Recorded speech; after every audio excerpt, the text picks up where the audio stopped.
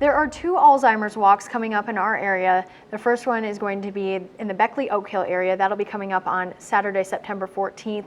And there's also one for Bluefield, Princeton, and that one's coming up in October. Joining me right now, Nicole Nesmith, Roger Topping. Thank you both for joining us in the studio. Thank you. So let's touch on these Alzheimer's walks, Nicole. Why are they so important to have these? They're so important because the Alzheimer's walk is what funds our mission. We want to ultimately find a cure.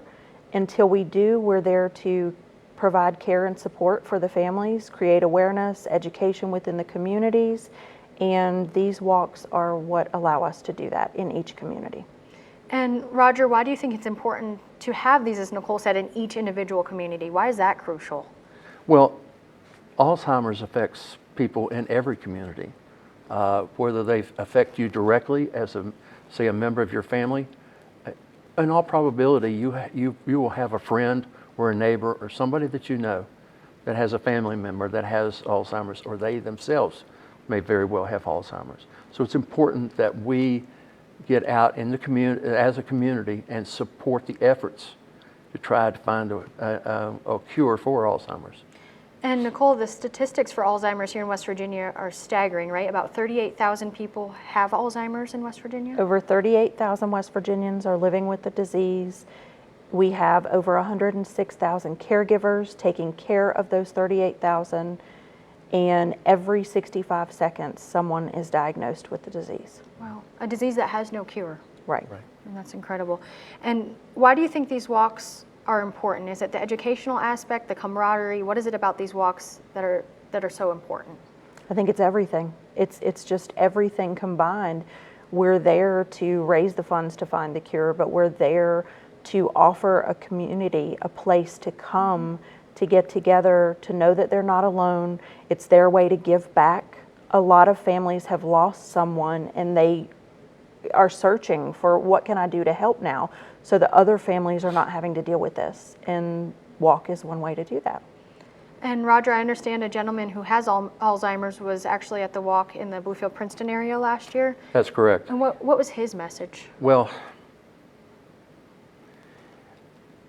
his message to the people that were there was that that we need to continue to have these walks, to have people get out and support these walks and do as much as we possibly can to find a cure for Alzheimer's. They're not going to find it in time to help me, but he wanted to be there to support it so that perhaps they could find a cure for someone in the future. And Nicole, why is the funding aspect so important? These walks raise money. Why is that so important to have the funds available for the research? Well, we want the funds for the research, but we also want it for the care and support. Everything that we have to offer, families are not charged for that. And it's because of the walk. That's what makes it possible. And without the research, we're not going to have a cure. And we can't have the research if we don't have the funds. Anything else that the two of you would like the community to know about Alzheimer's, like an educational portion of it? What do you want the community to know about this disease? Roger? Well, it's the 6th leading killer of people in the United States. Probably the most, I